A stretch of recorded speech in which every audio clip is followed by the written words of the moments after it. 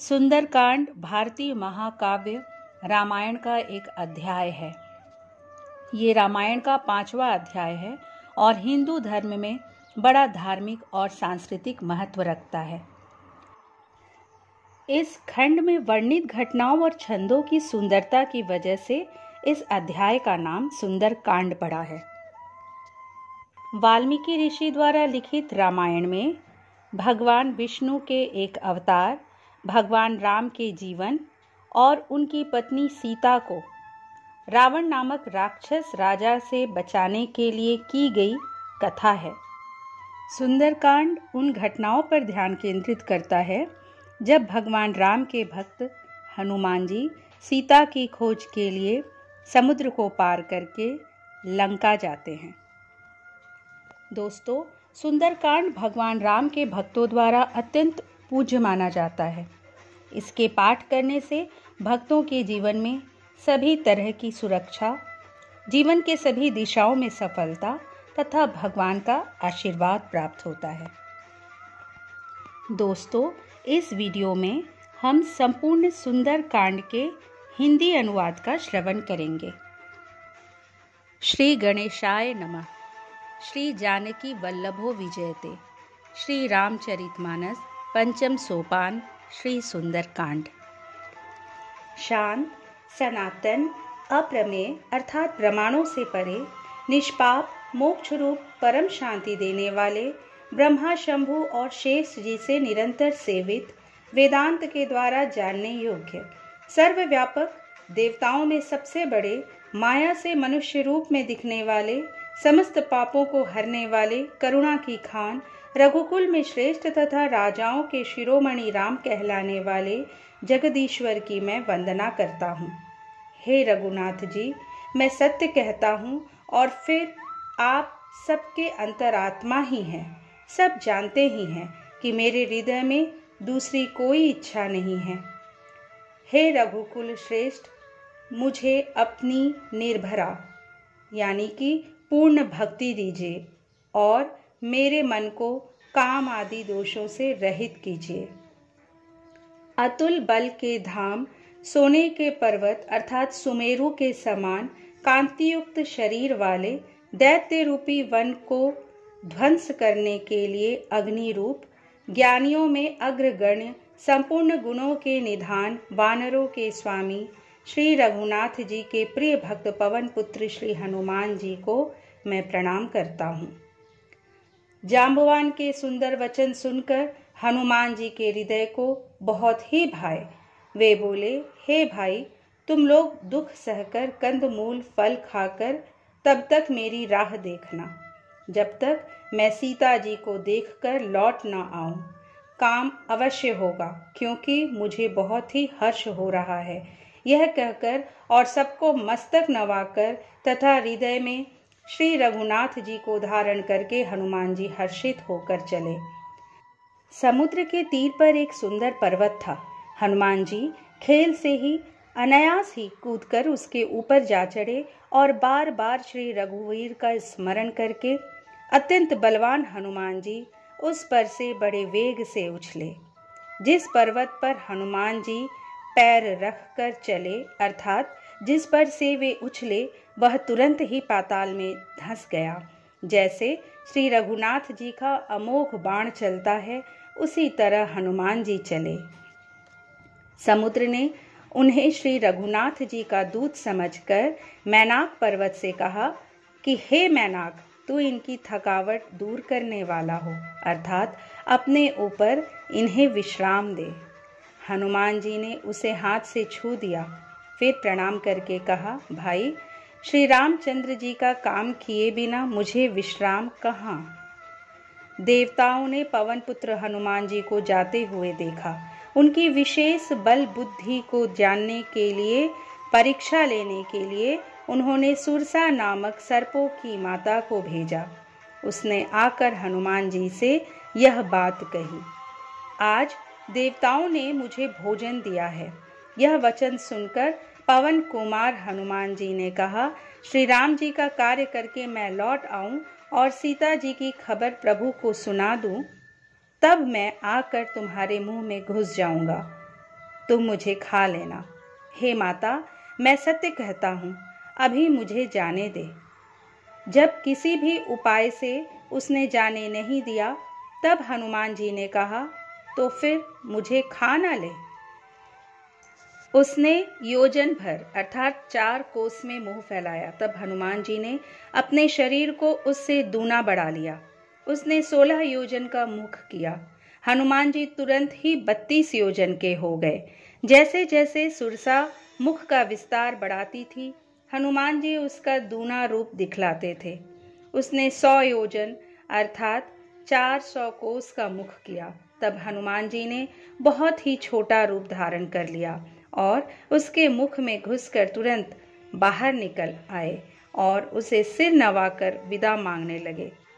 उसने कहा, मैंने तुम्हारी बुद्धि बल का भेद पा लिया, जिसके लिए देवताओं ने मुझे भेजा था। तुम श्री रामचंद्र जी का सब कार्य करोगे, क्योंकि तुम बल बुद्धि के भंडार हो। यह आशीर्वाद देकर वह चली गई। तब हनुमान जी हर्षित होकर चले। समुद्र में एक राक्षसी रहती थी। वह माया करके आकाश में उड़ते हुए पक्षियों को पकड़ लेती थी। आकाश में जो जीव जंतु उड़ा करते थे, वह जल में उनकी परछाई देखकर उस परछाई को पकड़ लेती थी, जिससे वे उड़ नहीं सकते थे और जल में गिर पड़ते थे। इस प्रकार वह सदा आकाश में उड़ने वाले जीवों को खाया करती थी। उसने वही छल हनुमान जी से भी किया। हनुमान जी ने तुरंत ही उसका कपट पहचान लिया। पवन पुत्र धीर बुद्धि वीर श्री हनुमान जी उसको मारकर समुद्र के पार गए। वहां जाकर उन्होंने वन की शोभा देखी। मधु अर्थात पुष्प रस के लोभ से भौरे गुंजार कर रहे थे। अनेकों प्रकार के वृक्ष फल फूल से शोभित हैं। पक्षी और पशुओं के समूह को देखकर तो वे मन में बहुत ही प्रसन्न हुए। सामने एक विशाल पर्वत देखकर हनुमान जी भय त्याग कर उस पर दौड़कर जा चढ़े। शिव जी कहते हैं, हे उमा, इसमें वानर हनुमान की कुछ बड़ाई नहीं है। यह प्रभु का प्रताप है, जो काल को भी खा जाता है। पर्वत पर चढ़कर उन्होंने लंका देखी। बहुत ही बड़ा किला है, कुछ कहा नहीं जाता। वह अत्यंत ऊंचा है। उसके चारों ओर समुद्र है। सोने के परकोटे अर्थात 4 दीवारी का परम प्रकाश हो रहा है। विभिन्न मणियों से जड़ा हुआ सोने का परकोटा है। उसके अंदर बहुत से सुंदर सुंदर घर हैं। चौराहे, बाजार, सुंदर मार्ग और गलियां हैं। सुंदर नगर बहुत प्रकार से सजा हुआ है। हाथी, घोड़े, खच्चरों के समूह तथा पैदल और रथों के समूहों को कौन गिन सकता है। अनेक रूपों के राक्षसों के दल हैं। उनकी अत्यंत बलवती सेना वर्णन करते नहीं बनती। वन, बाग, उपवन, फुलवाड़ी, तालाब, कुएं और बावलियां सुशोभित हैं। मनुष्य, नाग, देवताओं और गंधर्वों की कन्याएं अपने सौंदर्य से मुनियों के भी मन को मोह लेती है। कहीं पर्वत के समान विशाल शरीर वाले बड़े ही बलवान पहलवान गरज रहे हैं। वे अनेकों अखाड़ों में बहुत प्रकार से भिड़ते और एक दूसरे को ललकारते हैं। भयंकर शरीर वाले करोड़ों योद्धा यत्न करके बड़ी सावधानी से नगर की चारों दिशाओं में रखवाली करते हैं। कहीं दुष्ट राक्षस भैंसों, मनुष्यों, गायों, गधों और बकरों को खा रहे हैं। तुलसीदास ने इनकी कथा इसलिए कुछ थोड़ी सी कही है कि ये निश्चय ही श्री रामचंद्र जी के बाण रूपी तीर्थ में शरीरों को त्याग कर परम गति पाएंगे। नगर के बहुसंख्यक रखवालों को देखकर हनुमान जी ने मन में विचार किया कि अत्यंत छोटा रूप धरूं और रात के समय नगर में प्रवेश करूं। हनुमान जी मच्छर के समान छोटा सा रूप धारण कर नर रूप से लीला करने वाले भगवान श्री रामचंद्र जी का स्मरण करके लंका को चले। लंका के द्वार पर लंकिनी नाम की एक राक्षसी रहती थी। वह बोली, मेरा निरादर करके अर्थात बिना मुझसे पूछे कहाँ चला जा रहा है। हे मूर्ख, तूने मेरा भेद नहीं जाना। जहाँ तक जितने चोर हैं वे सब मेरे आहार है। महाकपि हनुमान जी ने उसे ऐसा घूंसा मारा जिससे वह खून की उल्टी करती हुई पृथ्वी पर लुढ़क गई। वह लंकिनी फिर अपने को संभाल कर उठी और डर के मारे हाथ जोड़कर विनती करने लगी। वह बोली, रावण को जब ब्रह्मा जी ने वर दिया था तब चलते समय उन्होंने मुझे राक्षसों के विनाश की यह पहचान बता दी थी कि जब तू बंदर के मारने से व्याकुल हो जाए तब तू राक्षसों का संहार हुआ जान लेना। हे तात, मेरे बड़े पुण्य हैं जो मैं श्री रामचंद्र जी के दूत को नेत्रों से देख पाई। हे तात, स्वर्ग और मोक्ष के सब सुखों को तराजू के एक पलड़े में रखा जाए तो भी वे सब मिलकर दूसरे पलड़े पर रखे हुए उस सुख के बराबर नहीं हो सकते जो क्षण मात्र के सत्संग से होता है। अयोध्यापुरी के राजा श्री रघुनाथ जी को हृदय में रखे हुए नगर में प्रवेश करके सब काम कीजिए। उसके लिए विष अमृत हो जाता है, शत्रु मित्रता करने लगते हैं, समुद्र गाय के खुर के बराबर हो जाता है, अग्नि में शीतलता आ जाती है। और हे गरुड़ जी, सुमेरु पर्वत उसके लिए रज के समान हो जाता है, जिसे श्री रामचंद्र जी ने एक बार कृपा करके देख लिया। जब हनुमान जी ने बहुत ही छोटा रूप धारण किया और भगवान का स्मरण करके नगर में प्रवेश किया, उन्होंने एक एक महल की खोज की, जहां तहां असंख्य योद्धा देखे। फिर वे रावण के महल में गए। वह अत्यंत विचित्र था, जिसका वर्णन नहीं हो सकता। हनुमान जी ने उस रावण को शयन किए देखा, परंतु महल में जानकी जी नहीं दिखाई दी। फिर एक सुंदर महल दिखाई दिया। वहां उसमें भगवान का एक अलग मंदिर बना हुआ था। वह महल श्री राम जी के आयुध अर्थात धनुष बाण के चिन्हों से अंकित था। उसकी शोभा वर्णन नहीं की जा सकती। वहां नवीन नवीन तुलसी के वृक्ष समूहों को देखकर कपिराज श्री हनुमान जी हर्षित हुए।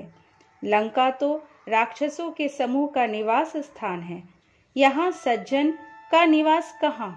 हनुमान जी मन में इस प्रकार तर्क करने लगे। उसी समय विभीषण जी जागे। उन्होंने राम नाम का स्मरण किया, राम नाम का उच्चारण किया। हनुमान जी ने उन्हें सज्जन जाना और हृदय में हर्षित हुए। हनुमान जी ने विचार किया कि इनसे हट करके अपनी ओर से ही परिचय करूंगा, क्योंकि साधु से कार्य की हानि नहीं होती, प्रत्युत लाभ ही होता है। ब्राह्मण का रूप धरकर हनुमान जी ने उन्हें वचन सुनाए, उन्हें पुकारा। सुनते ही विभीषण जी उठकर वहां आए, प्रणाम करके कुशल पूछी और कहा कि हे ब्राह्मण देव, अपनी कथा समझा कर कहिए। क्या आप हरि भक्तों में से कोई हैं? क्योंकि आपको देखकर मेरे हृदय में अत्यंत प्रेम उमड़ रहा है। अथवा क्या आप दीनों से प्रेम करने वाले स्वयं श्री राम जी ही हैं, जो मुझे बड़भागी बनाने अर्थात घर बैठे दर्शन देकर कृतार्थ करने आए हैं? तब हनुमान जी ने श्री रामचंद्र जी की सारी कथा कहकर अपना नाम बताया। सुनते ही दोनों के शरीर पुलकित हो गए। श्री राम जी के गुण समूहों का स्मरण करके दोनों के मन प्रेम और आनंद में मग्न हो गए। विभीषण जी ने कहा, हे पवन पुत्र, मेरी रहनी सुनो। मैं यहाँ वैसे ही रहता हूँ जैसे दांतों के बीच में बेचारी जीभ। हे तात, मुझे अनाथ जानकर सूर्य कुल के नाथ श्री रामचंद्र जी क्या कभी मुझ पर कृपा करेंगे? मेरा तामसी अर्थात राक्षस शरीर होने से साधन तो कुछ बनता नहीं और न मन में श्री रामचंद्र जी के चरण कमलों में प्रेम ही है। परंतु हे हनुमान, अब मुझे विश्वास हो गया कि श्री राम जी की मुझ पर कृपा है, क्योंकि हरि की कृपा के बिना संत नहीं मिलते। जब श्री रघुवीर ने कृपा की है तभी तो आपने मुझे हट करके अपनी ओर से दर्शन दिए हैं। हनुमान जी ने कहा, हे विभीषण जी सुनिए, प्रभु की यही रीति है कि वे सेवक पर सदा ही प्रेम किया करते हैं। भला कहिए, मैं ही कौन बड़ा कुलीन हूँ, जाति का चंचल वानर हूँ और सब प्रकार से नीच हूँ। प्रातःकाल जो हम लोगों का नाम ले ले तो उस दिन उसे भोजन न मिले। हे सखा सुनिए, मैं ऐसा अधम हूँ, पर श्री रामचंद्र जी ने तो मुझ पर भी कृपा ही की है। भगवान के गुणों का स्मरण करके हनुमान जी के दोनों नेत्रों में प्रेमाश्रुओं का जल भराया। जो जानते हुए भी ऐसे स्वामी श्री रघुनाथ जी को भुलाकर विषयों के पीछे भटकते फिरते हैं, वे दुखी क्यों ना हो। इस प्रकार श्री राम जी के गुण समूहों को कहते हुए उन्होंने अनिर्वचनीय परम शांति प्राप्त की। फिर विभीषण जी ने श्री जानकी जी जिस प्रकार वहां लंका में रहती थी वह सब कथा कही। तब हनुमान जी ने कहा, हे भाई सुनो, मैं जानकी माता को देखना चाहता हूँ। विभीषण जी ने माता के दर्शन की सब युक्तियां कह सुनाई। तब हनुमान जी विदा लेकर चले। फिर वही पहले का मसक सरीखा रूप धारण कर वहां गए जहां अशोक वन में सीता जी रहती थी। सीता जी को देखकर हनुमान जी ने उन्हें मन ही मन में प्रणाम किया। उन्हें बैठे ही बैठे रात्रि के चारों पहर बीत जाते हैं। शरीर दुबला हो गया है, सिर पर जटाओं की एक वेणी है, हृदय में श्री रघुनाथ जी के गुण समूहों का जाप करती रहती है। श्री जानकी जी नेत्रों को अपने चरणों में लगाए हुए हैं, नीचे की ओर देख रही हैं और मन श्री राम जी के चरण कमलों में लीन है। जानकी जी को दीन दुखी देखकर पवन पुत्र हनुमान जी बहुत ही दुखी हुए। हनुमान जी वृक्ष के पत्तों में छिपे रहे और विचार करने लगे कि हे भाई, क्या करूं, इनका दुख कैसे दूर करूं। उसी समय बहुत सी स्त्रियों को साथ लिए सज धज कर रावण वहां आया। उस दुष्ट ने सीता जी को बहुत प्रकार से समझाया, साम, दान, भय और भेद दिखलाया। रावण ने कहा, हे सुमुखी, हे सयानी, सुनो, मंदोदरी आदि सब रानियों को मैं तुम्हारी दासी बना दूंगा, यह मेरा प्रण है। तुम एक बार मेरी ओर देखो तो सही। अपने परम स्नेही कौशलाधीश श्री रामचंद्र जी का स्मरण करके जानकी जी तिनके की आड़ करके कहने लगी, हे दशमुख सुन, जुगनू के प्रकाश से कभी कमलिनी खिल सकती है। जानकी जी फिर कहती है, तू ऐसा ही मन में समझ ले। रे दुष्ट, तुझे श्री रघुवीर के बाण की खबर नहीं है। रे पापी, तू मुझे सूने में हर लाया है। रे अधम निर्लज, तुझे लज्जा नहीं आती। अपने को जुगनू के समान और रामचंद्र जी को सूर्य के समान सुनकर और सीता जी के कठोर वचनों को सुनकर रावण तलवार निकालकर बड़े गुस्से में आकर बोला, सीता, तूने मेरा अपमान किया है। मैं तेरा सिर इस कठोर कृपाण से काट डालूंगा, नहीं तो जल्दी मेरी बात मान ले। हे सुमुखी, नहीं तो जीवन से हाथ धोना पड़ेगा। सीता जी ने कहा, हे दशग्रीव, प्रभु की भुजा जो श्याम कमल की माला के समान सुंदर और हाथी की सूंड के समान पुष्ट तथा विशाल है, या तो वह भुजा ही मेरे कंठ में पड़ेगी या तेरी भयानक तलवार ही। रे शठ, सुन, यही मेरा सच्चा प्रण है। सीता जी कहती हैं, हे चंद्रहास, श्री रघुनाथ जी के विरह की अग्नि से उत्पन्न मेरी बड़ी भारी जलन को तू हर ले।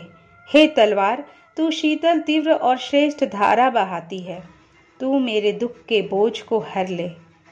सीता जी के ये वचन सुनते ही वह मारने दौड़ा।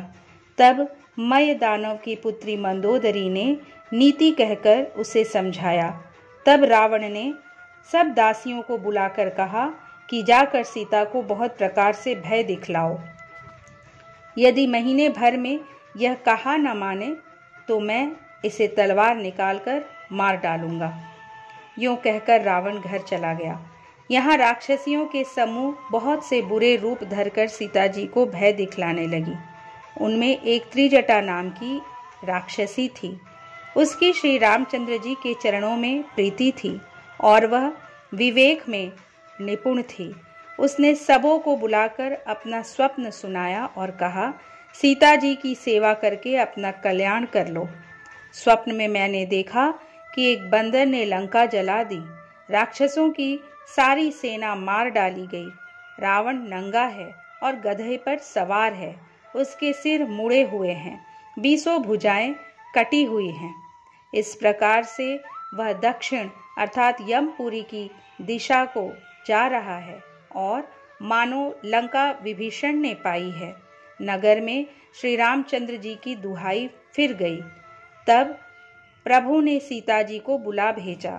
मैं पुकार कर कहती हूँ कि यह स्वप्न कुछ ही दिनों बाद सत्य होगा। उसके वचन सुनकर वे सब राक्षसियां डर गई और जानकी जी के चरणों पर गिर पड़ी। तब इसके बाद वे सब जहां तहां चली गई। सीता जी मन में सोच करने लगी कि 1 महीना बीत जाने पर नीच राक्षस रावण मुझे मारेगा। सीता जी हाथ जोड़कर त्रिजटा से बोली, हे माता, तू मेरी विपत्ति की संगिनी है। जल्दी कोई ऐसा उपाय कर जिससे मैं शरीर छोड़ सकूं। विरह असह्य हो चला है, अब यह सहा नहीं जाता। काठ लाकर चिता बनाकर सजा दे। हे माता, फिर उसमें आग लगा दे। हे सयानी, तू मेरी प्रीति को सत्य कर दे। रावण की शूल के समान दुख देने वाली वाणी कानों से कौन सुने। सीता जी के वचन सुनकर त्रिजटा ने चरण पकड़कर उन्हें समझाया और प्रभु का प्रताप, बल और सुयश सुनाया। उसने कहा, हे सुकुमारी, सुनो, रात्रि के समय आग नहीं मिलेगी। ऐसा कहकर वह अपने घर चली गई। सीता जी मन ही मन कहने लगी, क्या करूं, विधाता ही विपरीत हो गया। न आग मिलेगी, न पीड़ा मिटेगी। आकाश में अंगारे प्रकट दिखाई दे रहे हैं, पर पृथ्वी पर एक भी तारा नहीं आता। चंद्रमा अग्निमय है, किंतु वह भी मानो मुझे हतभागिनी जानकर आग नहीं बरसाता। हे अशोक वृक्ष, मेरी विनती सुन, मेरा शोक हर ले और अपना नाम सत्य कर। तेरे नए नए कोमल पत्ते अग्नि के समान हैं। अग्नि दे, विरह रोग का अंत मत कर, अर्थात विरह रोग को बढ़ाकर सीमा तक न पहुंचा। सीता जी को विरह से परम व्याकुल देखकर वह क्षण हनुमान जी को कल्प के समान बीता। तब हनुमान जी ने हृदय में विचार कर सीता जी के सामने अंगूठी डाल दी, मानो अशोक ने अंगारा दे दिया। यह समझकर सीता जी ने हर्षित होकर उठकर उसे हाथ में ले लिया। तब उन्होंने राम नाम से अंकित अत्यंत सुंदर एवं मनोहर अंगूठी देखी। अंगूठी को पहचान कर सीता जी आश्चर्यचकित होकर उसे देखने लगी और हर्ष तथा विषाद से हृदय में अकुला उठी। वे सोचने लगी, श्री रघुनाथ जी तो सर्वथा अजेय हैं, उन्हें कौन जीत सकता है और माया से ऐसी अंगूठी बनाई नहीं जा सकती। सीता जी मन में अनेक प्रकार के विचार कर रही थी। इसी समय हनुमान जी मधुर वचन बोले। वे श्री रामचंद्र जी के गुणों का वर्णन करने लगे। सुनते ही सीता जी का दुख भाग गया। वे कान और मन लगाकर उन्हें सुनने लगी। हनुमान जी ने आदि से लेकर अब तक की सारी कथा कह सुनाई। सीता जी बोली, जिसने कानों के लिए अमृत रूप यह सुंदर कथा कही, वह हे भाई प्रकट क्यों नहीं होता। तब हनुमान जी पास चले गए। उन्हें देखकर सीता जी मुंह फेरकर बैठ गई। उनके मन में आश्चर्य हुआ। हनुमान जी ने कहा, हे माता जानकी, मैं श्री राम जी का दूत हूँ, करुणा निधान की सच्ची शपथ करता हूँ। हे माता, यह अंगूठी मैं ही लाया हूँ।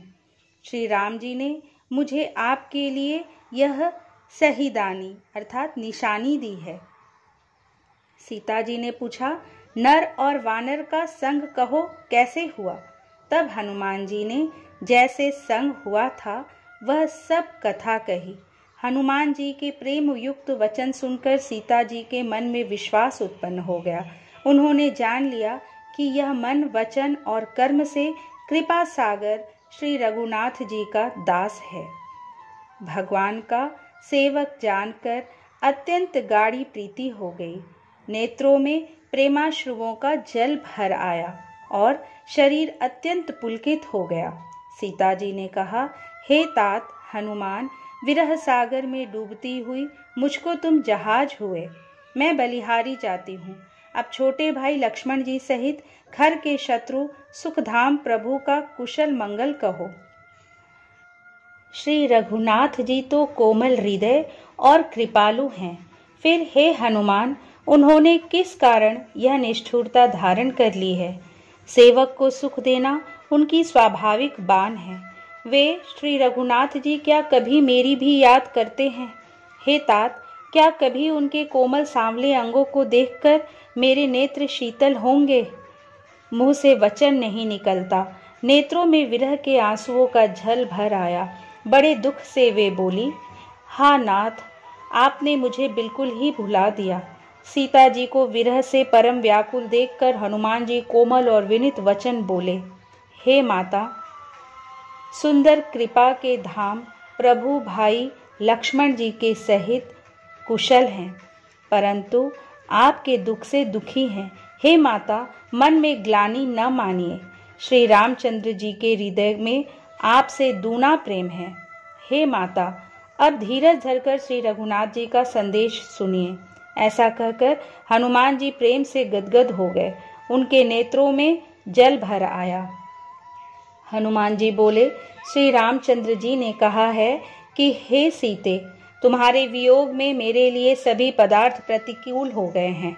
वृक्षों के नए नए कोमल पत्ते मानो अग्नि के समान, रात्रि काल रात्रि के समान, चंद्रमा सूर्य के समान और कमलों के वन भालों के वन के समान हो गए हैं। मेघ मानो खौलता हुआ तेल बरसाते हैं। जो हित करने वाले थे वे ही अब पीड़ा देने लगे हैं। त्रिविध वायु सांप के श्वास के समान हो गई है। मन का दुख कह डालने से भी कुछ घट जाता है, पर कहूँ किससे? यह दुख कोई जानता नहीं। हे प्रिय, मेरे और तेरे प्रेम का तत्व एक मेरा मन ही जानता है और वह मन सदा तुम्हारे ही पास रहता है। बस मेरे प्रेम का सार इतने में ही समझ ले। प्रभु का संदेश सुनते ही जानकी जी प्रेम में मग्न हो गई। उन्हें शरीर की सुध ना रही। हनुमान जी ने कहा, हे माता, हृदय में धैर्य धारण करो और सेवकों को सुख देने वाले श्री राम जी का स्मरण करो। श्री रघुनाथ जी की प्रभुता को हृदय में लाओ और मेरे वचन सुनकर कायरता छोड़ दो। राक्षसों के समूह पतंगों के समान और श्री रघुनाथ जी के बाण अग्नि के समान हैं। हे माता, हृदय में धैर्य धारण करो और राक्षसों को जला ही समझो। श्री रामचंद्र जी ने यदि खबर पाई होती तो वे विलंब न करते। हे जानकी जी, राम बाण रूपी सूर्य के उदय होने पर राक्षसों की सेना रूपी अंधकार कहाँ रह सकता है? हे माता, मैं आपको अभी यहाँ से लिवा जाऊं, पर श्री रामचंद्र जी की शपथ है, मुझे प्रभु की आज्ञा नहीं है। हे माता, कुछ दिन और धीरज धरो। श्री रामचंद्र जी वानरों सहित यहाँ आएंगे और राक्षसों को मारकर आपको ले जाएंगे। नारद आदि ऋषि मुनि तीनों लोकों में उनका यश गाएंगे। सीता जी ने कहा, हे पुत्र, सब वानर तुम्हारे ही समान नन्हे नन्हे से होंगे। राक्षस तो बड़े बलवान योद्धा है। अतः मेरे हृदय में बड़ा भारी संदेह होता है कि तुम जैसे बंदर राक्षसों को कैसे जीतेंगे। यह सुनकर हनुमान जी ने अपना शरीर प्रकट किया। सोने के पर्वत सुमेरु के आकार का अत्यंत विशाल शरीर था, जो युद्ध में शत्रुओं के हृदय में भय उत्पन्न करने वाला अत्यंत बलवान और वीर था। तब उसे देखकर सीता जी के मन में विश्वास हुआ। हनुमान जी ने फिर छोटा रूप धारण कर लिया। हे माता, सुनो, वानरों में बहुत बल बुद्धि नहीं होती, परंतु प्रभु के प्रताप से बहुत छोटा सर्प भी गरुड़ को खा सकता है। भक्ति, प्रताप, तेज और बल से सनी हुई हनुमान जी की वाणी सुनकर सीता जी के मन में संतोष हुआ। उन्होंने श्री राम जी के प्रिय जानकर हनुमान जी को आशीर्वाद दिया कि हे तात, तुम बल और शील के निधान हो। हे पुत्र, तुम अजर अमर और गुणों के खजाने हो। श्री रघुनाथ जी तुम पर बहुत कृपा करे, प्रभु कृपा करे। ऐसा कानों से सुनते ही हनुमान जी पूर्ण प्रेम में मग्न हो गए।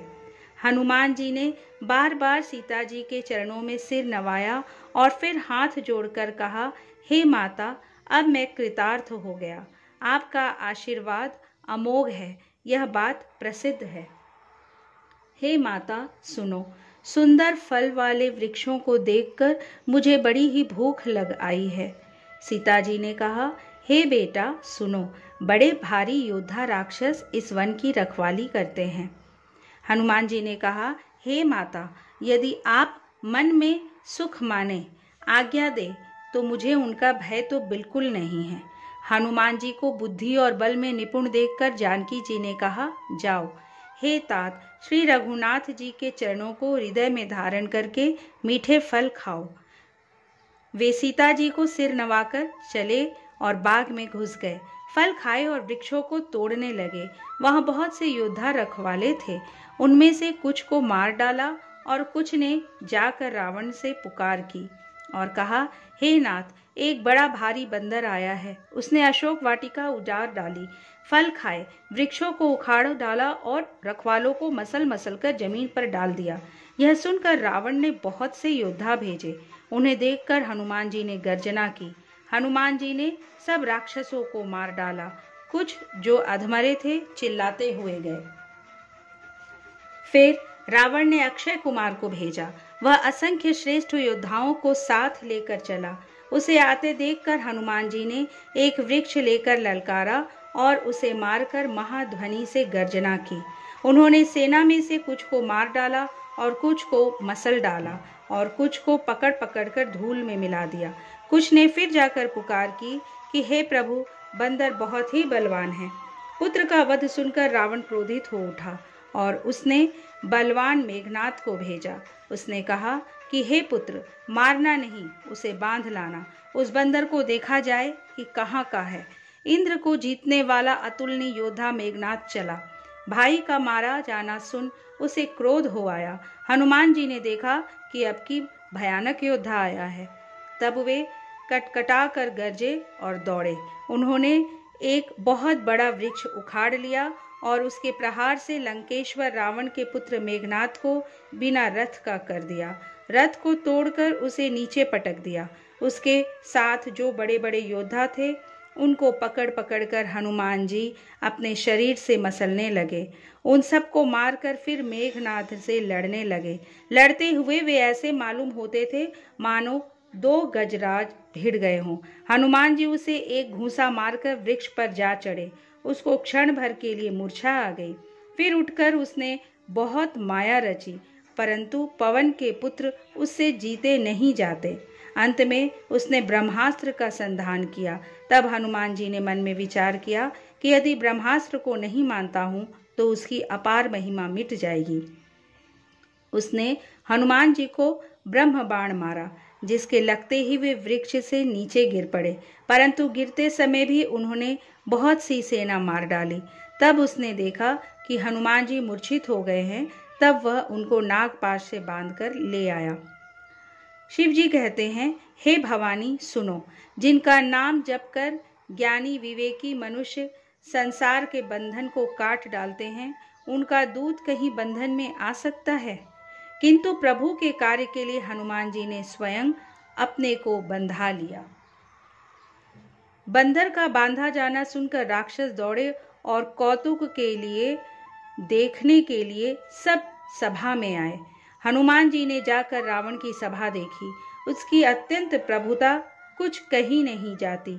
देवता और दिक्पाल हाथ जोड़े बड़ी नम्रता के साथ भयभीत हुए सब रावण की भौं ताक रहे हैं। उसका ऐसा प्रताप देखकर भी हनुमान जी के मन में जरा भी डर नहीं हुआ। वे ऐसे निशंक खड़े रहे जैसे सर्पों के समूह में गरुड़ निशंक रहते हैं। हनुमान जी को देखकर रावण दुर्वचन कहता हुआ खूब हंसा। फिर पुत्र वध का स्मरण किया तो उसके हृदय में विषाद उत्पन्न हो गया। लंकापति रावण ने कहा, रे वानर, तू कौन है किसके बल पर तूने वन को उजाड़ कर नष्ट कर डाला? क्या तूने कभी मुझे कानों से नहीं सुना? रे शठ, मैं तुझे अत्यंत निशंक देख रहा हूँ। तूने किस अपराध से राक्षसों को मारा? रे मूर्ख, बता, क्या तुझे प्राण जाने का भय नहीं है?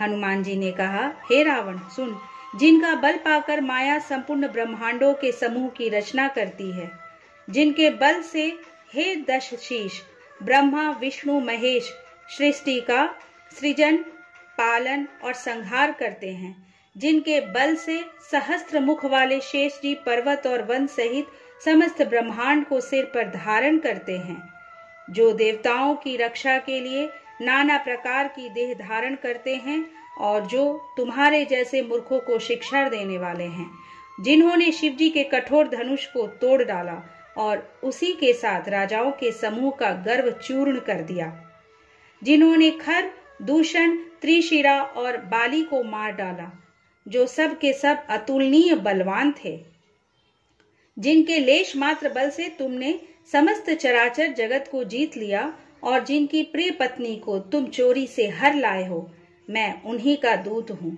मैं तुम्हारी प्रभुता को खूब जानता हूँ। सहस्त्रबाहु से तुम्हारी लड़ाई हुई थी और बाली से युद्ध करके तुमने यश प्राप्त किया था। हनुमान जी के मार्मिक वचन सुनकर रावण ने हंसकर बात टाल दी। हे स्वामी, मुझे भूख लगी थी, इसलिए मैंने फल खाए और वानर स्वभाव के कारण वृक्ष तोड़े। हे निशाचरों के मालिक, देह सबको परम प्रिय है। कुमार्ग पर चलने वाले राक्षस जब मुझे मारने लगे, तब जिन्होंने मुझे मारा उनको मैंने भी मारा।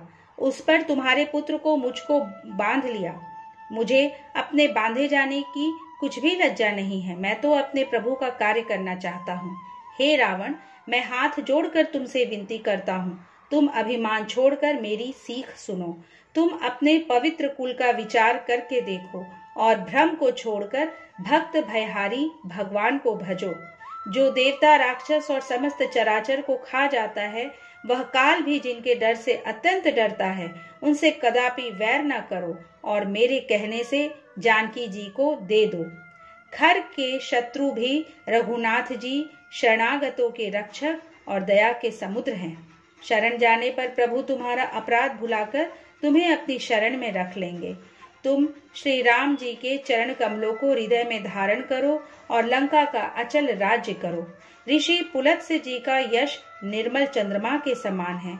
उस चंद्रमा में तुम कलंक ना बनो। राम नाम के बिना वाणी शोभा नहीं पाती। मद मोह को छोड़ विचार कर देखो। हे देवताओं के शत्रु, सब गहनों से सजी हुई सुंदर स्त्री भी कपड़ों के बिना शोभा नहीं पाती। राम विमुख पुरुष की संपत्ति और प्रभुता रही हुई भी चली जाती है और उसका पाना न पाने के समान है। जिन नदियों के मूल में कोई जल स्रोत नहीं है, वे वर्षा बीत जाने पर फिर तुरंत ही सूख जाती हैं। हे रावण, सुनो, मैं प्रतिज्ञा करके कहता हूँ कि राम विमुख की रक्षा करने वाला कोई भी नहीं है। हजारों शंकर, विष्णु और ब्रह्मा भी श्री राम जी के साथ द्रोह करने वाले तुमको नहीं बचा सकते। मोह ही जिनका मूल है, ऐसे अज्ञान जनित बहुत पीड़ा देने वाले तम रूप अभिमान का त्याग कर दो और रघुकुल के स्वामी, कृपा के समुद्र भगवान श्री रामचंद्र जी का भजन करो। यद्यपि हनुमान जी ने भक्ति, ज्ञान, वैराग्य और नीति से सनी हुई बहुत ही हित की वाणी कही, तो भी वह महान अभिमानी रावण बहुत हंसकर व्यंग से बोला कि हमें यह बंदर बड़ा ज्ञानी गुरु मिला। रे दुष्ट, तेरी मृत्यु निकट आ गई है। अधम, मुझे शिक्षा देने चला है।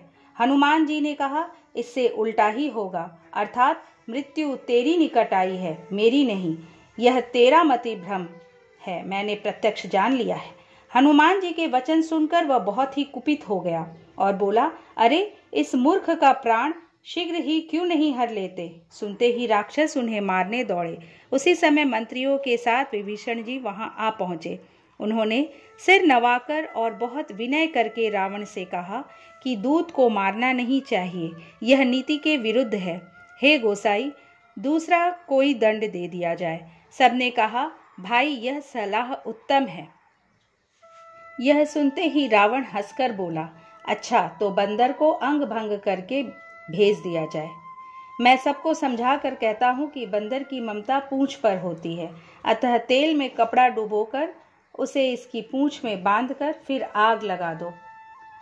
जब बिना पूंछ का यह बंदर वहां जाएगा तब यह मूर्ख अपने मालिक को साथ ले आएगा, जिनकी इसने बहुत बड़ाई की है।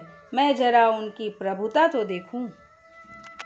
यह वचन सुनते ही हनुमान जी मन में मुस्कुराए और मन ही मन में बोले कि मैं जान गया, सरस्वती जी इसे ऐसी बुद्धि देने में सहायक हुई हैं। रावण के वचन सुनकर मूर्ख राक्षस वही पूंछ में आग लगाने की तैयारी करने लगे। पूंछ में कपड़ा लपेटने में इतना कपड़ा और घी तेल लगा कि नगर में कपड़ा, घी और तेल नहीं रह गया। हनुमान जी ने ऐसा खेल किया कि पूंछ बढ़ गई। नगरवासी लोग तमाशा देखने आए। वे हनुमान जी की अत्यंत बड़ी पूंछ को पैर से ठोकर मारते हैं और उनकी हंसी करते हैं। ढोल बजते हैं, सब लोग तालियां पीटते हैं।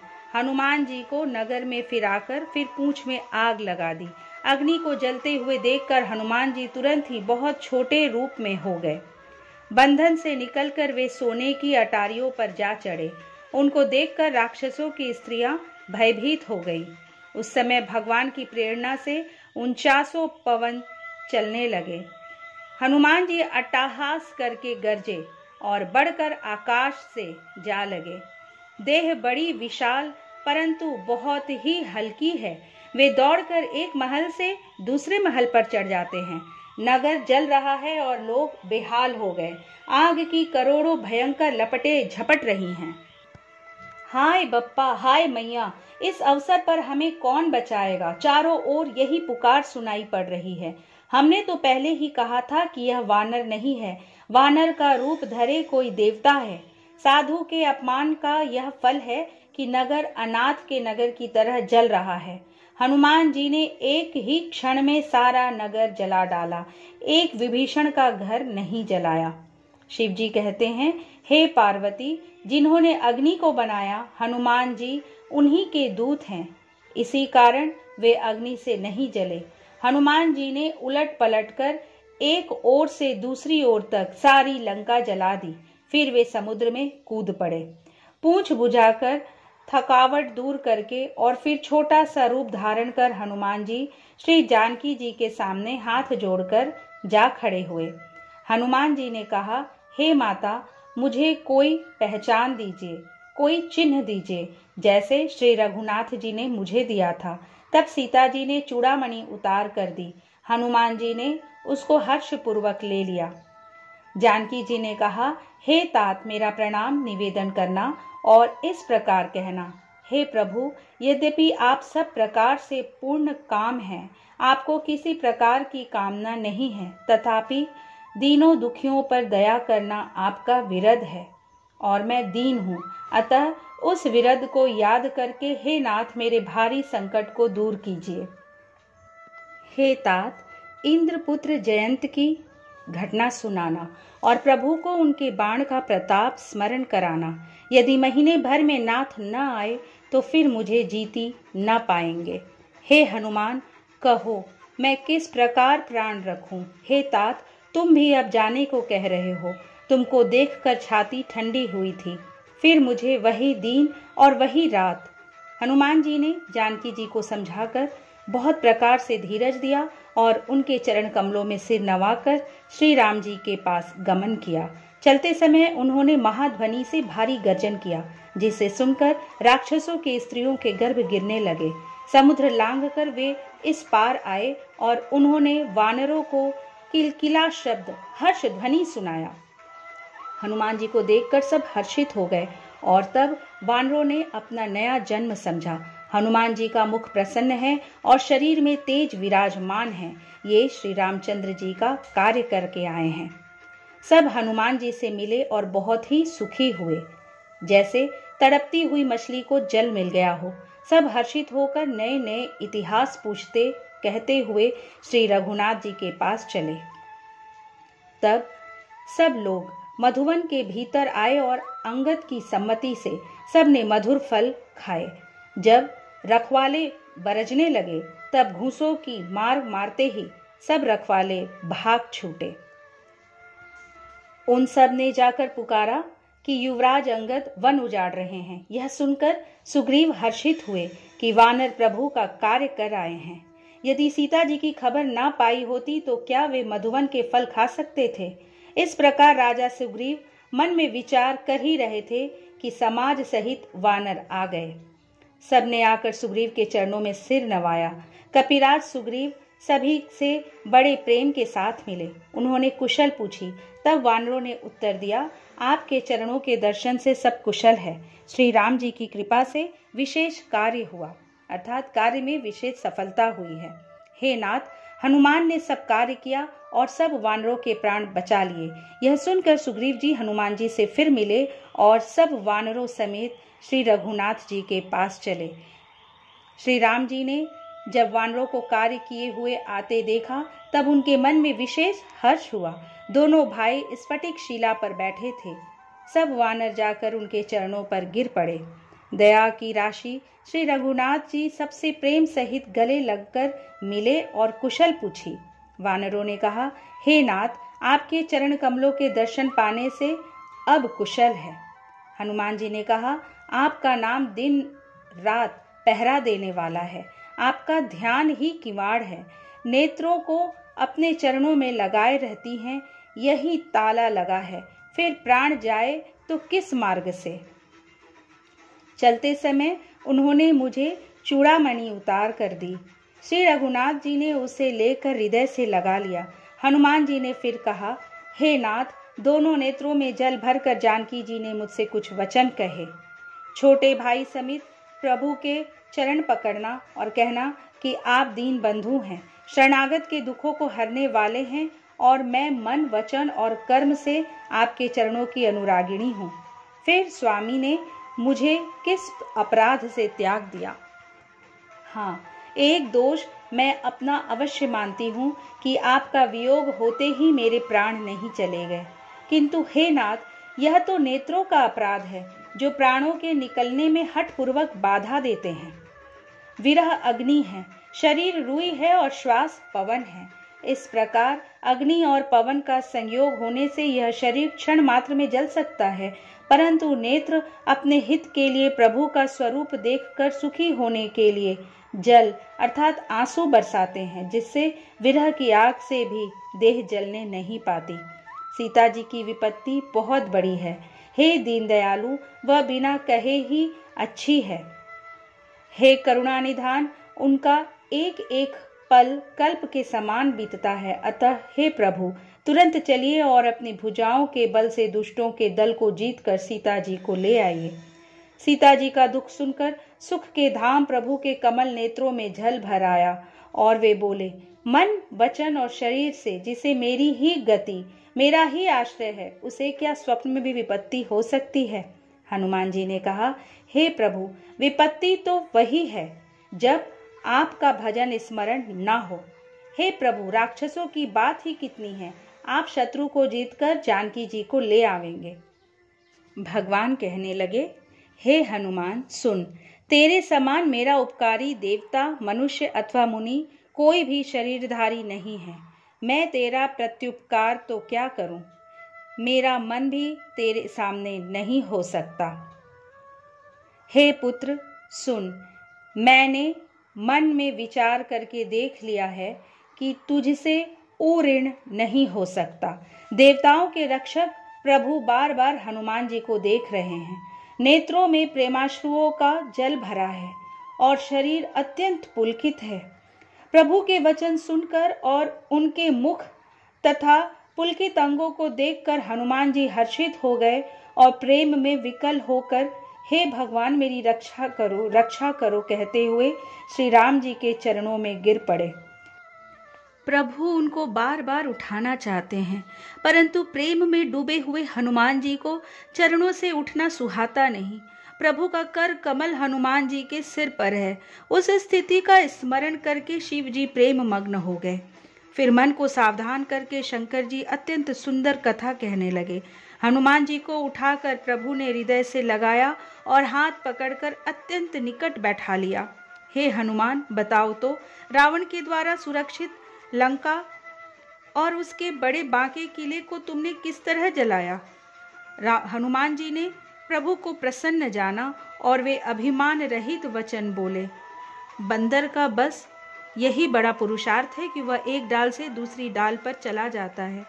मैंने जो समुद्र लांघ कर सोने का नगर जलाया और राक्षस गण को मारकर अशोक वन को उजाड़ डाला, यह सब तो हे श्री रघुनाथ जी आप ही का प्रताप है। हे नाथ, इसमें मेरी प्रभुता कुछ भी नहीं है।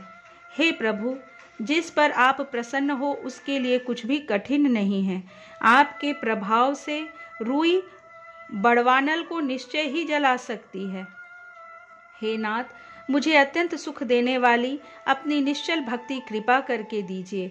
हनुमान जी की अत्यंत सरल वाणी सुनकर हे भवानी, तब प्रभु श्री रामचंद्र जी ने एवमस्तु कहा।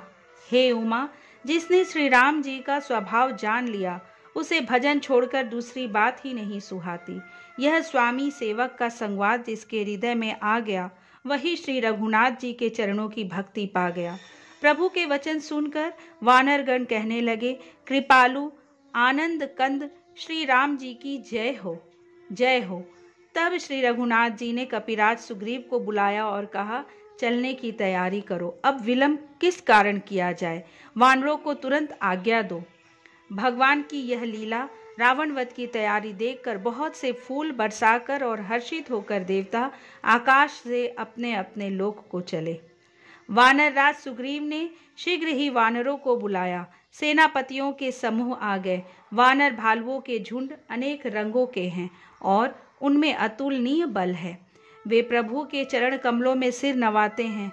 महान बलवान रीछ और वानर गरज रहे हैं। श्री राम जी ने वानरों की सारी सेना देखी, तब कमल नेत्रों से कृपा पूर्वक उनकी ओर दृष्टि डाली। राम कृपा का बल पाकर श्रेष्ठ वानर मानो पंख वाले बड़े पर्वत हो गए। तब श्री राम जी ने हर्षित होकर प्रस्थान किया। अनेक सुंदर और शुभ शकुन हुए, जिनकी कीर्ति सब मंगलों से पूर्ण है। उनके प्रस्थान के समय शकुन होना यह नीति है। प्रभु का इस प्रस्थान जानकी जी ने भी जान लिया। उनके बाएं अंग फड़क फड़क कर मानो कहे देते थे कि श्री राम जी आ रहे हैं। जानकी जी को जो जो शकुन होते थे वही वही रावण के लिए अपशकुन हुए। सेना चली, उसका वर्णन कौन कर सकता था। असंख्य वानर और भालू गर्जना कर रहे हैं। नख ही जिनके शस्त्र हैं, वे इच्छानुसार चलने वाले रीछ वानर पर्वतों और वृक्षों को धारण किए कोई आकाश मार्ग से और कोई पृथ्वी पर चल रहे हैं। वे सिंह के समान गर्जना कर रहे हैं। दिशाओं के हाथी विचलित होकर चिंघाड़ रहे हैं। दिशाओं के हाथी चिंघाड़ने लगे, पृथ्वी डोलने लगी, पर्वत चंचल हो गए और समुद्र खलबला उठे। गंधर्व देवता मुनि नाग किन्नर सब के सब मन में हर्षित हुए कि अब हमारे दुख टल गए। अनेकों करोड़ भयानक वानर योद्धा कटकटा रहे हैं और करोड़ों ही दौड़ रहे हैं। प्रबल प्रताप कौशलनाथ श्री रामचंद्र जी की जय हो, ऐसा पुकारते हुए वे उनके गुण समूहों को गा रहे हैं। उदार सर्पराज शेष जी भी सेना का बोझ नहीं सह सकते। वे बार बार मोहित हो जाते हैं और पुनः पुनः कच्छप की कठोर पीठ को दांतों से पकड़ते हैं।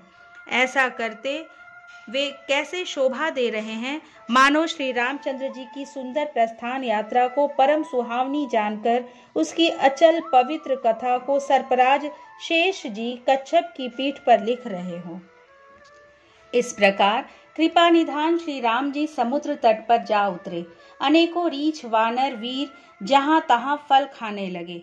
वहां लंका में जब से हनुमान जी लंका को जला कर गए तब से राक्षस भयभीत रहने लगे। अपने अपने घरों में सब विचार करते हैं कि अब राक्षस कुल की रक्षा नहीं है। जिसके दूत का बल वर्णन नहीं किया जा सकता, उसके स्वयं नगर में आने पर कौन भलाई है। दूतियों से नगरवासियों के वचन सुनकर मंदोदरी बहुत ही व्याकुल हो गई।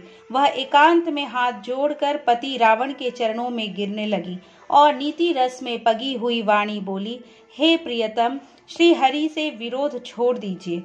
मेरे कहने को अत्यंत ही हितकर जानकर हृदय में धारण कीजिए। जिनके दूध की करनी का विचार करते ही राक्षसों के स्त्रियों के गर्भ गिर जाते हैं, हे प्यारे स्वामी, यदि भला चाहते हैं तो अपने मंत्री को बुलाकर उसके साथ उनकी स्त्री को भेज दीजिए।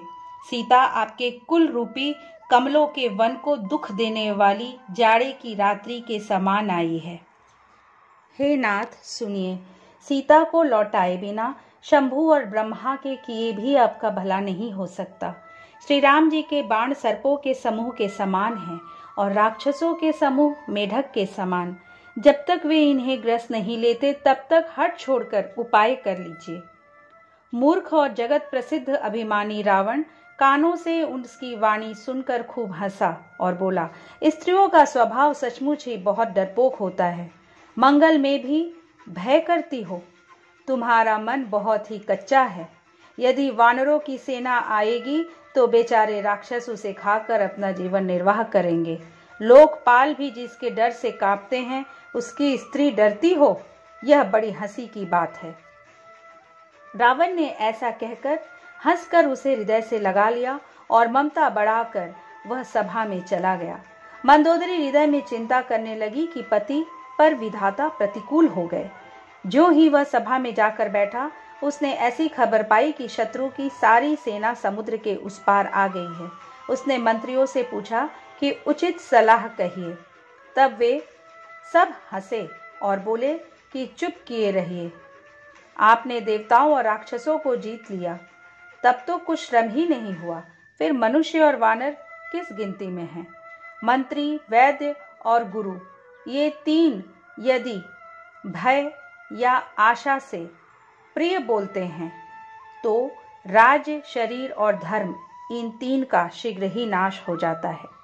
रावण के लिए भी वही सहायता आ बनी। मंत्री उसे सुना सुना कर स्तुति करते हैं।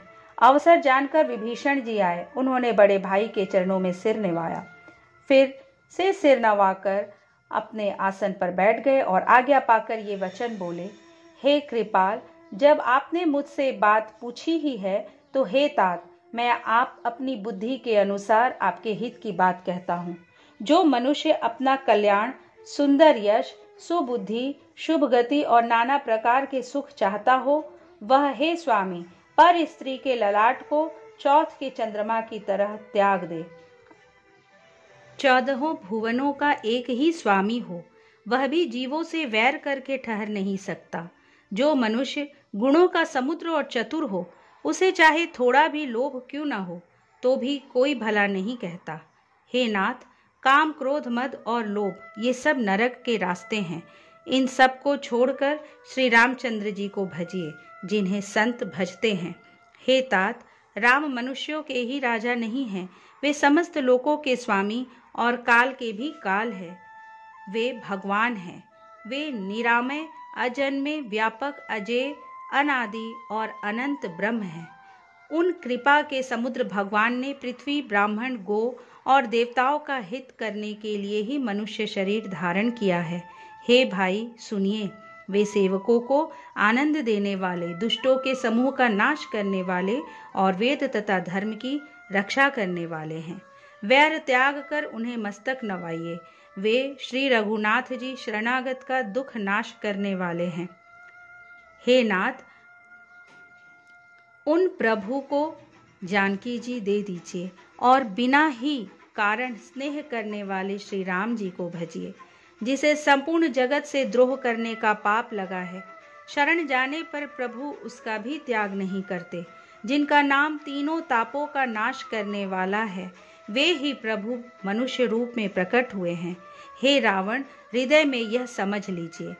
हे दशशीष, मैं बार बार आपके चरणों को लगता हूँ, विनती करता हूँ कि मान, मोह और मद को त्याग कर आप कौशलपति श्री राम जी का भजन कीजिए।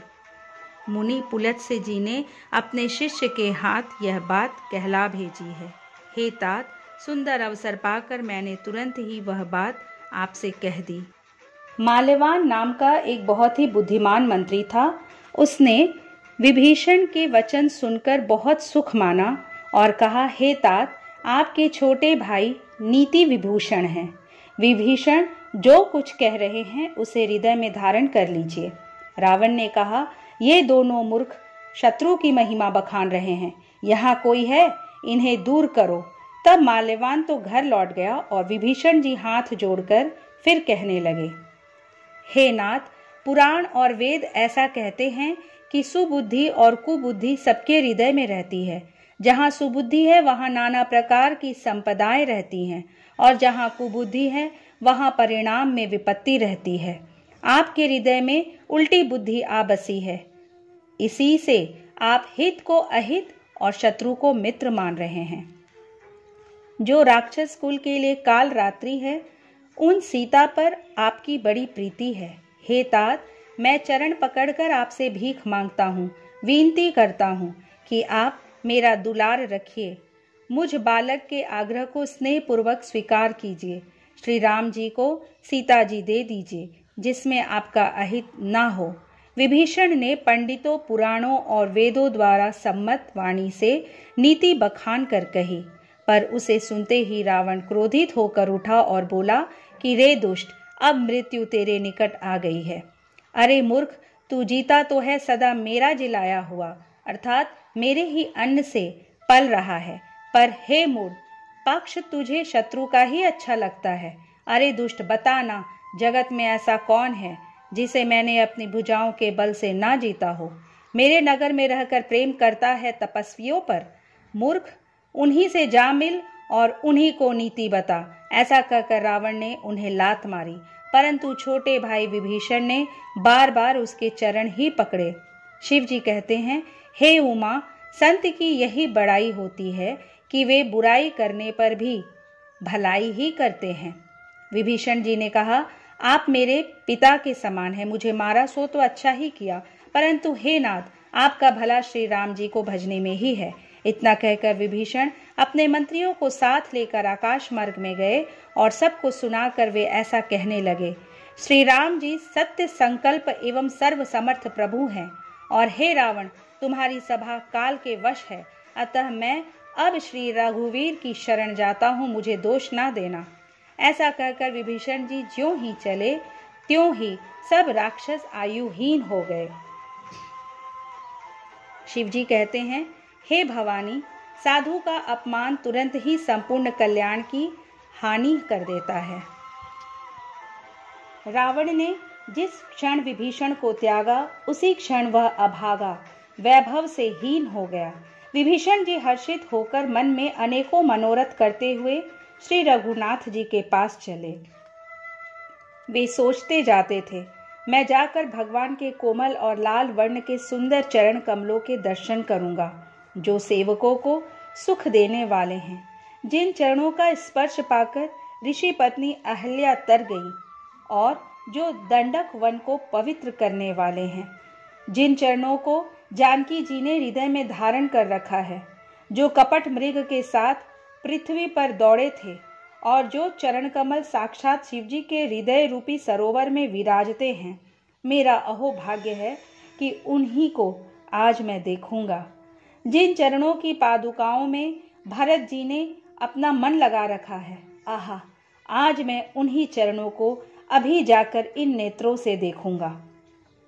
इस प्रकार प्रेम सहित विचार करते हुए वे शीघ्र ही समुद्र के इस पार आ गए। वानरों ने विभीषण को आते देखा तो उन्होंने जाना कि शत्रु का कोई खास दूत है। उन्हें पहरे पर ठहराकर वे सुग्रीव के पास गए और उनको सब समाचार कह सुनाए। सुग्रीव ने श्री राम जी के पास जाकर कहा, हे रघुनाथ जी सुनिए, रावण का भाई आपसे मिलने आया है। प्रभु श्री राम जी ने कहा, हे मित्र, तुम क्या समझते हो, तुम्हारी क्या राय है? वानर राज सुग्रीव ने कहा, हे महाराज सुनिए, राक्षसों की माया जानी नहीं जाती। यह इच्छानुसार रूप बदलने वाला छली न जाने किस कारण आया है। जान पड़ता है यह मूर्ख हमारा भेद लेने आया है, इसलिए मुझे तो यही अच्छा लगता है कि इसे बांध रखा जाए। श्री राम जी ने कहा, हे मित्र, तुमने नीति तो अच्छी विचारी, परंतु मेरा प्रण तो है शरणागत के भय को हर लेना। प्रभु के वचन सुनकर हनुमान जी हर्षित हुए और मन ही मन कहने लगे कि भगवान कैसे शरणागत वत्सल है। श्री राम जी फिर बोले, जो मनुष्य अपने अहित का अनुमान करके शरण में आए हुए का त्याग कर देते हैं वे क्षुद्र हैं, पापमय हैं, उन्हें देखने में भी हानि है। जिसे करोड़ों ब्राह्मणों की हत्या लगी हो, शरण में आने पर मैं उसे भी नहीं त्यागता। जीव ज्यों ही मेरे सम्मुख होता है त्यों ही उसके करोड़ों जन्मों के पाप नष्ट हो जाते हैं। पापी का यह सहज स्वभाव होता है कि मेरा भजन उसे कभी नहीं सुहाता। यदि वह निश्चय ही दुष्ट हृदय का होता तो क्या वह मेरे सम्मुख आ सकता था। जो मनुष्य निर्मल मन का होता है वही मुझे पाता है। मुझे कपट और छल छिद्र नहीं सुहाते। यदि उसे रावण ने भेद लेने को भेजा है तब भी हे सुग्रीव, अपने को कुछ भी भय या हानि नहीं है, क्योंकि हे सखे, जगत में जितने भी राक्षस हैं लक्ष्मण क्षण भर में उन सबको मार सकते हैं, और यदि वह भयभीत होकर मेरी शरण आया है तो मैं तो उसे प्राणों की तरह रखूंगा। कृपा के धाम श्री राम जी ने हंसकर कहा, दोनों ही स्थितियों में उसे ले आओ। तब अंगद और हनुमान सहित सुग्रीव जी कृपालु श्री राम जी की जय हो कहते हुए चले। विभीषण जी को आदर सहित आगे करके वानर फिर वहां चले जहां करुणा की खान श्री रघुनाथ जी थे। नेत्रों को आनंद का दान देने वाले दोनों भाइयों को विभीषण जी ने दूर से ही देखा। फिर शोभा के धाम श्री राम जी को देखकर वे पलक रोक कर, ठिठक कर, स्तब्ध होकर एकटक देखते ही रह गए। भगवान की विशाल भुजाएं हैं, लाल कमल के समान नेत्र हैं और शरणागत के भय का नाश करने वाला सांवला शरीर है। सिंह के से कंधे हैं, विशाल वक्ष स्थल अत्यंत शोभा दे रहा है। असंख्य कामदेवों के मन को मोहित करने वाला मुख है। भगवान के स्वरूप को देखकर विभीषण जी के नेत्रों में प्रेमाश्रुओं का जल भर आया और शरीर अत्यंत पुलकित हो गया। फिर मन में धीरज धरकर उन्होंने कोमल वचन कहे, हे नाथ, मैं दशमुख रावण का भाई हूँ। हे देवताओं के रक्षक, मेरा जन्म राक्षस कुल में हुआ है। मेरा तामसी शरीर है, स्वभाव से ही मुझे पाप प्रिय है। जैसे उल्लू को अंधकार पर सहज स्नेह होता है, मैं कानों से आपका सुयश सुनकर आया हूँ कि प्रभु भव के भय का नाश करने वाले हैं। हे दुखियों के दुख को दूर करने वाले और शरणागत को सुख देने वाले श्री रघुवीर, मेरी रक्षा कीजिए, रक्षा कीजिए।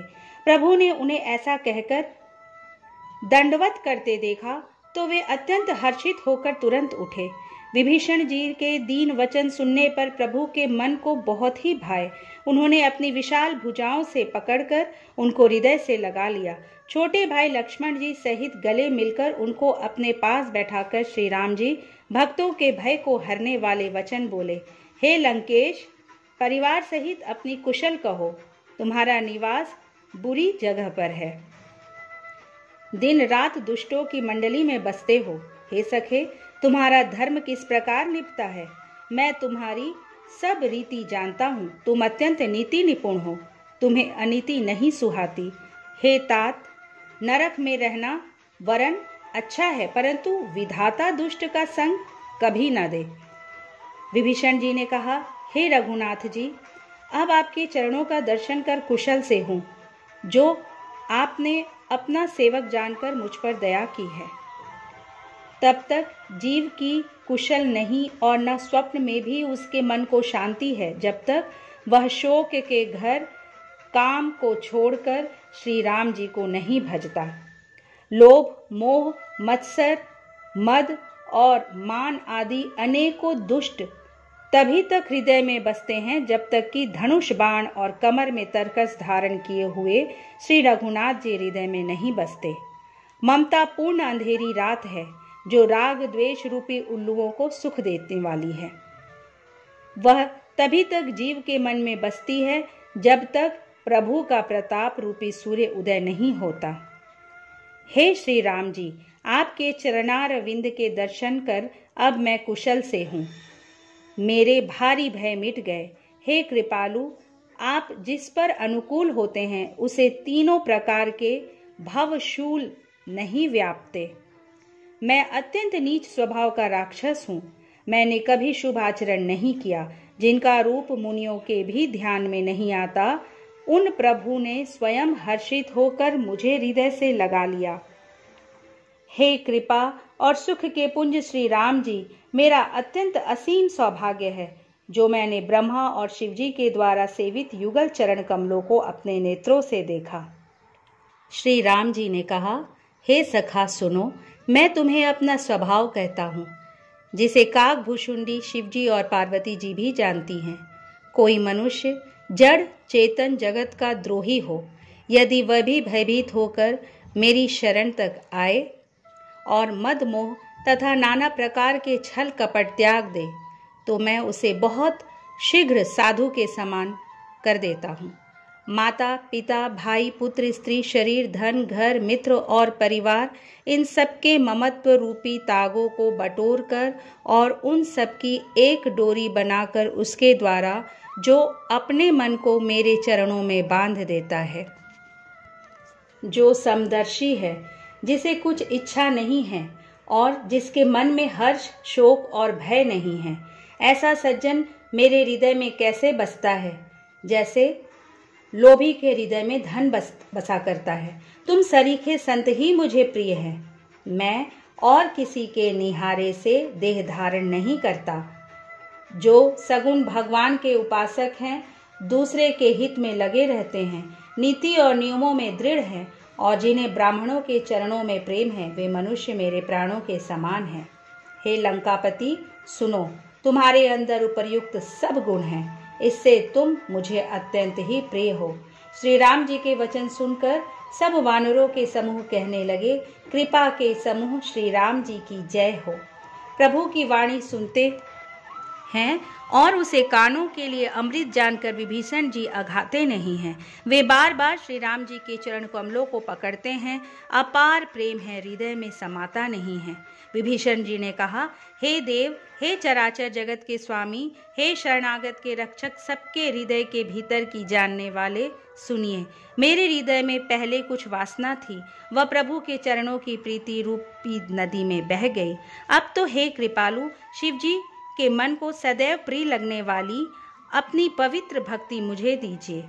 एवं अस्तु कहकर रणधीर प्रभु श्री राम जी ने तुरंत ही समुद्र का जल मांगा और कहा, हे सखा, यद्यपि तुम्हारी इच्छा नहीं है, पर जगत में मेरा दर्शन अमोघ है। ऐसा कहकर श्री राम जी ने उनको राज तिलक कर दिया। आकाश से पुष्पों की अपार वृष्टि हुई। श्री राम जी ने रावण की क्रोध रूपी अग्नि में, जो अपनी श्वास रूपी पवन से प्रचंड हो रही थी, जलते हुए विभीषण को बचा लिया और उसे अखंड राज दिया। शिव जी ने जो संपत्ति रावण को 10 सिरों की बलि देने पर दी थी, वह संपत्ति श्री रघुनाथ जी ने विभीषण को बहुत सकुचाते हुए दी। ऐसे परम कृपालु प्रभु को छोड़कर जो मनुष्य दूसरे को भजते हैं, वे बिना सींग पूंछ के पशु हैं। अपना सेवक जानकर विभीषण को श्री राम जी ने अपना लिया। प्रभु का स्वभाव वानर कुल के मन को बहुत भाया।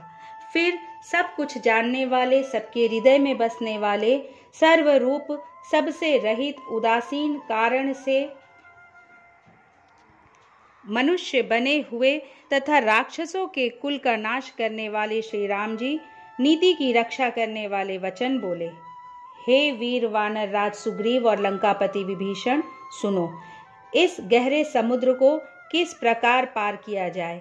अनेक जाति के मगर, सांप और मछलियों से भरा हुआ यह अत्यंत अथाह समुद्र पार करने में सब प्रकार से कठिन है। विभीषण ने कहा, हे रघुनाथ जी सुनिए, यद्यपि आपका एक बाण ही करोड़ों समुद्रों को सोखने वाला है, तथापि नीति ऐसी कही गई है कि जाकर समुद्र से प्रार्थना की जाए। हे प्रभु, समुद्र आपके कुल में बड़े हैं, वे विचार कर उपाय बतला देंगे। तब रीछ और वानरों की सारी सेना बिना ही परिश्रम के समुद्र के पार उतर जाएगी। श्री राम जी ने कहा, हे सखा, तुमने अच्छा उपाय बताया, यही किया जाए। यदि दैव सहायक हो। यह सलाह लक्ष्मण जी के मन को अच्छी नहीं लगी। श्री राम जी के वचन सुनकर तो उन्होंने बहुत ही दुख पाया। लक्ष्मण जी ने कहा, हे नाथ, दैव का कौन भरोसा, मन में क्रोध कीजिए। और समुद्र को सुखा डालिए। यह दैव तो कायर के मन का एक आधार है। आलसी लोग ही दैव दैव पुकारा करते हैं। यह सुनकर श्री रघुवीर हंसकर बोले, ऐसे ही करेंगे, मन में धीरज रखो। ऐसा कहकर छोटे भाई को समझाकर प्रभु श्री रघुनाथ जी समुद्र के समीप गए। उन्होंने पहले सिर नवाकर प्रणाम किया, फिर किनारे पर कुश बिछाकर बैठ गए। इधर ज्यों ही विभीषण जी प्रभु के पास आए थे, त्यों ही रावण ने उनके पीछे दूत भेजे थे। कपट से वानर का शरीर धारण कर उन्होंने सब लीलाएं देखी। वे अपने हृदय में प्रभु के गुणों की और शरणागत पर उनके स्नेह की सराहना करने लगे। फिर वे प्रकट रूप में भी अत्यंत प्रेम के साथ श्री राम जी के स्वभाव की बड़ाई करने लगे। उन्हें दुराव यानी कि कपट वेश वे भूल गए। सब वानरों ने जाना कि ये शत्रु के दूत हैं और वे उन सब को बांधकर सुग्रीव के पास ले आए। सुग्रीव ने कहा, सब वानरों सुनो, राक्षसों के अंग भंग करके भेज दो। सुग्रीव के वचन सुनकर वानर दौड़े। दूतों को बांधकर उन्होंने सेना के चारों ओर घुमाया। वानर उन्हें बहुत तरह से मारने लगे। वे दीन होकर पुकारते थे, फिर भी वानरों ने उन्हें नहीं छोड़ा। तब दूतों ने पुकार कर कहा, जो हमारे नाक कान काटेगा उसे कौशलाधीश श्री राम जी की सौगंध है। यह सुनकर लक्ष्मण जी ने सबको निकट बुलाया। उन्हें बड़ी दया लगी। इससे हंसकर उन्होंने राक्षसों को तुरंत ही छुड़ा दिया और उनसे कहा, रावण के हाथ में यह चिट्ठी देना और कहना, हे कुलघातक, लक्ष्मण के शब्दों को बाँचो। फिर उस मूर्ख से जबानी यह मेरा उदार संदेश कहना कि सीता जी को देकर उनसे मिलो, नहीं तो तुम्हारा काल आ गया समझो। लक्ष्मण जी के चरणों में मस्तक नवाकर श्री राम जी के गुणों की कथा वर्णन करते हुए दूत तुरंत चल दिए। श्री राम जी का यश कहते हुए वह लंका में आए और उन्होंने रावण के चरणों में सिर नवाए। 10 मुख रावण ने हंसकर बात पूछी, अरे शुक, अपनी कुशल क्यों नहीं कहता? फिर उस विभीषण का समाचार सुना, मृत्यु जिसकी अत्यंत निकट आ गई है। मूर्ख ने राज्य करते हुए लंका को त्याग दिया, अभागा, अब जौ का कीड़ा बनेगा। फिर भालू और वानरों की सेना का हाल कह, जो कठिन काल की प्रेरणा से यहाँ चली आई है और जिनके जीवन का रक्षक कोमल चित्त वाला बेचारा समुद्र बन गया है। उनके और राक्षसों के बीच में यदि समुद्र ना होता तो अब तक राक्षस उन्हें मारकर खा गए होते। फिर उन तपस्वियों की बात बता जिनके हृदय में मेरा बड़ा डर है। उनसे तेरी भेंट हुई या वे कानों से मेरा सुयश सुनकर ही लौट गए?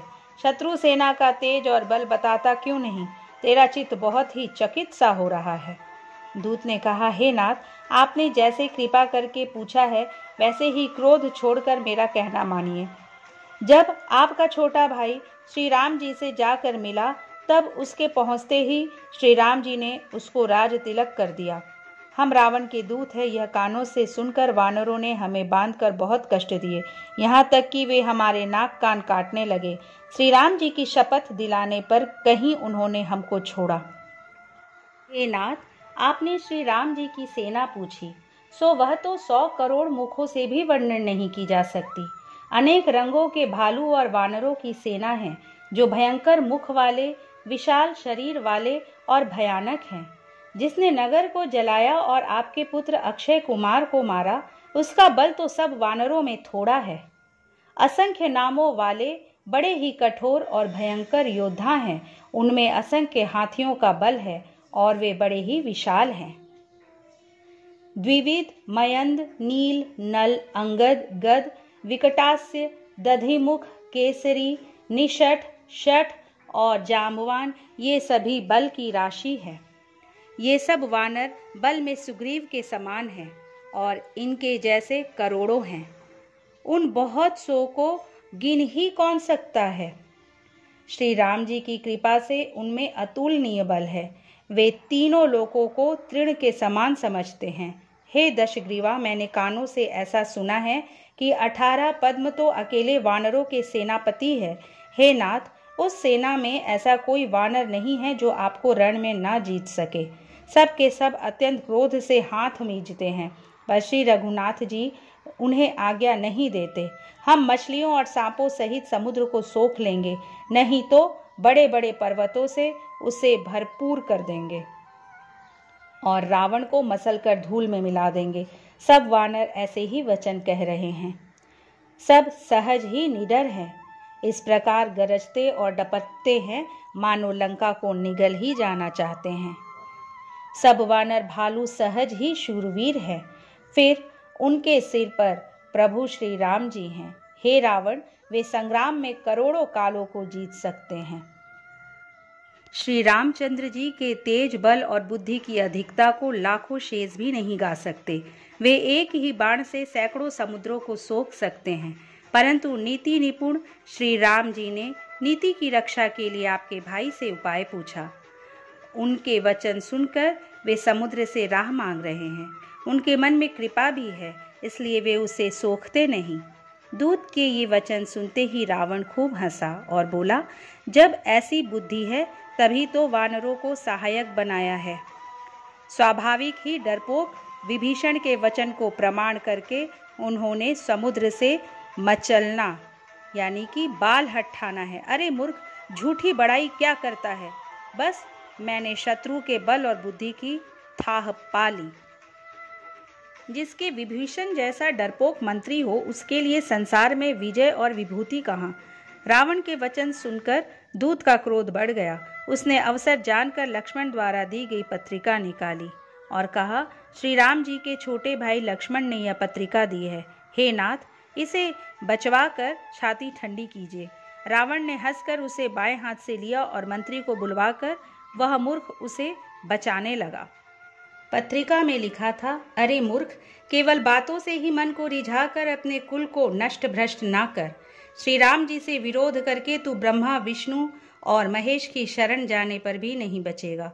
या तो अभिमान छोड़कर अपने छोटे भाई विभीषण की भांति प्रभु के चरण कमलों का भ्रमर बन जा, अथवा रे दुष्ट, श्री राम जी के बाण रूपी अग्नि में परिवार सहित पतिंगा हो जा। पत्रिका सुनते ही रावण मन में भयभीत हो गया, परंतु मुख से मुस्कुराता हुआ वह सबको सुनाकर कहने लगा, जैसे कोई पृथ्वी पर पड़ा हुआ हाथ से आकाश को पकड़ने की चेष्टा करता हो, वैसे ही यह छोटा तपस्वी लक्ष्मण वाग विलास करता है, अर्थात डींग हाँकता है।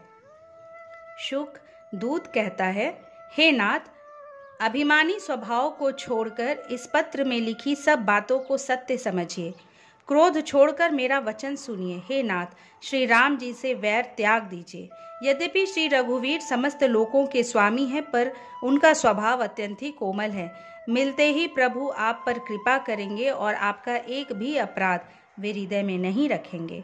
जानकी जी श्री रघुनाथ जी को दे दीजिए। हे प्रभु, इतना कहना मेरा मानिए। जब उस दूत ने जानकी जी को देने के लिए कहा, तब दुष्ट रावण ने उसको लात मारी। वह भी विभीषण की भांति चरणों में सिर नवाकर वहीं चला जहां कृपा सागर श्री रघुनाथ जी थे। प्रणाम करके उसने अपनी कथा सुनाई और श्री राम जी की कृपा से अपनी गति पाई। शिव जी कहते हैं, हे भवानी, वह ज्ञानी मुनि था। अगस्त्य ऋषि के शाप से राक्षस हो गया था। बार बार श्री राम जी के चरणों की वंदना करके वह मुनि अपने आश्रम को चला गया। इधर 3 दिन बीत गए, किंतु जड़ समुद्र विनय नहीं मानता। तब श्री राम जी क्रोध सहित बोले, बिना भय के प्रीति नहीं होती। हे लक्ष्मण, धनुष बाण लाओ, मैं अग्निबाण से समुद्र को सोख डालूं।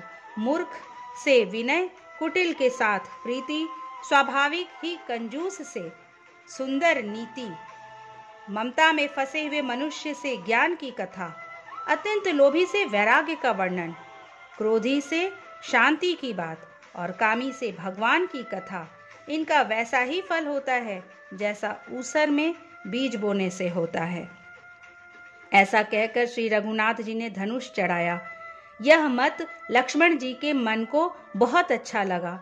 प्रभु ने भयानक अग्निबाण संधान किया, जिससे समुद्र के हृदय के अंदर अग्नि की ज्वाला उठी। मगर, सांप तथा मछलियों के समूह व्याकुल हो गए। जब समुद्र ने जीवों को जलते जाना, तब सोने के थाल में अनेक मणियों को भरकर अभिमान छोड़कर वह ब्राह्मण के रूप में आया। काक भुषुंडी जी कहते हैं, हे गरुड़ जी सुनिए, चाहे कोई करोड़ों उपाय करके सींचे, पर केला तो काटने पर ही फलता है। नीच विनय से नहीं मानता, वह डांटने पर ही झुकता है। समुद्र ने भयभीत होकर प्रभु के चरण पकड़कर कहा, हे नाथ, मेरे सब अवगुण क्षमा कीजिए। हे नाथ, आकाश, वायु, अग्नि, जल और पृथ्वी, इन सब की करनी स्वभाव से ही जड़ है। आपकी प्रेरणा से माया ने इन्हें सृष्टि के लिए उत्पन्न किया है। सब ग्रंथों ने यही गाया है, जिसके लिए स्वामी की जैसी आज्ञा है वह उसी प्रकार से रहने में सुख पाता है। प्रभु ने अच्छा किया जो मुझे शिक्षा दी, किंतु मर्यादा भी आपकी ही बनाई हुई है। ढोल, गंवाल, शूद्र, पशु और स्त्री ये सब शिक्षा के अधिकारी हैं।